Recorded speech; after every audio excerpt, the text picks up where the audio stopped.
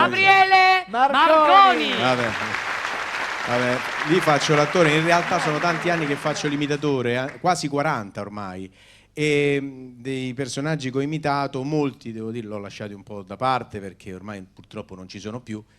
Mi piace però ricordarne alcuni, forse diciamo quelli più importanti. Mi viene in mente innanzitutto il Papa che è appena diventato santo, Papa Giovanni Paolo II. Siamo con voi, carissimi fratelli e sorelle, non abbiate paura.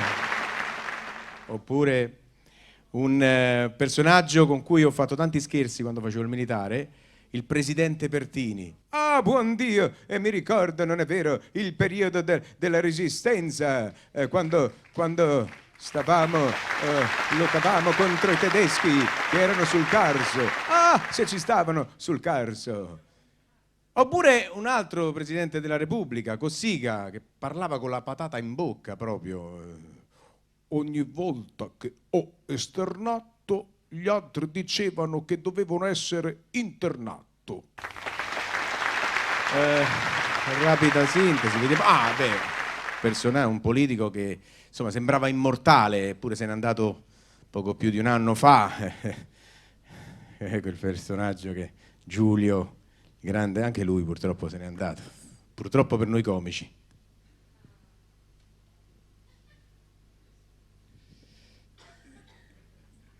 Io per la verità sono qui, mi avevano detto che c'era uno spettacolo musicale, qualcuno mi ha chiesto se volevo cantare, l'ho capito subito che quello era un magistrato. Oppure diciamo un grande che ha fatto tanta opinione, quello che diceva lui era proprio da seguire attentamente, Agnelli. Guardi, la mia sensazione è quella di mio nonno, è che in Italia non si possa fare a meno del calcio. Il mondo è una palla, in tutto il mondo si parla di calcio, ma in Italia se ne parla, talmente tanto da farci due palle. A proposito di calcio, c'erano i radiocronisti, tutto il calcio minuto per minuto. Gentili ascoltatori, siete in diretta con Roberto Bortoluzzi, linea subito ad Ameri. Sì, gentili ascoltatori, siete collegati con Enrico Meri, linea subito a Ciotti. Gentili ascoltatori, siete collegati con la segreteria telefonica di Sandro Ciotti. E poi a proposito di calcio, un grande allenatore che ho amato tantissimo perché ha anche allenato la mia Roma, Nils Lidolm, che aveva grande rispetto per gli avversari. Ma Rocca Cannussa è l'avversario più difficile che si poteva capitare, senz'altro. Ogni modo i ragazzi hanno giocato una buona partita e abbiamo vinto, senz'altro. Oppure parlando di comici, un comico al quale io sono stato veramente tantissimo legato perché sono cresciuto con lui, Massimo Troisi, che avrebbe potuto dare ancora tanto. Mannaggia miseria, cioè basta, quello che è stato, ricominci da 3. Cioè, tre cose mi sono riuscite in da vita perché oggi perdere pure quello. Cioè, ricomincio da 3.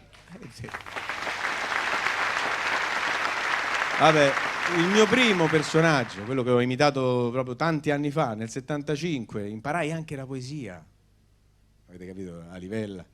No, non ve la dico tutta perché è talmente lunga, un accenno proprio per ricordare Totò. Alla faccia del bicarbonato di sodio, a livella, ogni anno il 2 novembre c'è l'usanza per i defunti andare al cimitero. Ognuno l'ha da fare sta creanza, ognuno ha da tenere questo pensiero. Ogni anno puntualmente in questo giorno di questa triste e mesta ricorrenza anch'io ci vado e con dei fiori adorno il locolo marmoreo si Vincenzo. Però per concludere, un personaggio romano più vicino a me, anche lui ha scritto una poesia che parla un po' di questo tema, Aldo Fabrizi, grande esperto di culinaria, no, culinaria è tutto attaccato, dicevo. Lui, come avrebbe voluto fosse il suo funerale, il titolo di questa poesia, io intanto tiro fuori questi occhiali che sono diventati famosi per Lubrano, però in realtà io prima di fare Lubrano facevo Aldo Fabrizi con questi occhiali qua. Oddio, non la faccio più. Il mortorio. Appresso al mio non voglio visi affritti. E per farire pure a sta occasione farò un mortorio con consumazione in modo che chi vengano approfitti. Per incenso voglio odore dei soffritti. Gli cannella deve essere in cannellone, li nastri sfoglia all'uovo e le corone dei fiori di cucuzza fritti. Per cuscini, timballi di lasagne da offrire al momento della sepoltura a tutti quelli che sapranno piagne. E sulla tomba mia tutta la gente ci leggerà sta sola dicitura: tolto da questo mondo troppo al dente.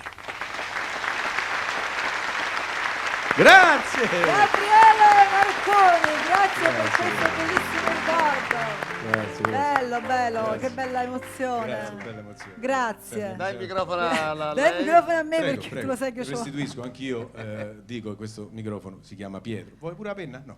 No, le penne lo sai, no? Perché io mi frego le penne, Grazie. non è colpa Grazie mia. veramente, grazie a tutti. Grazie. Alla prossima puntata. In bocca al lupo per tutto.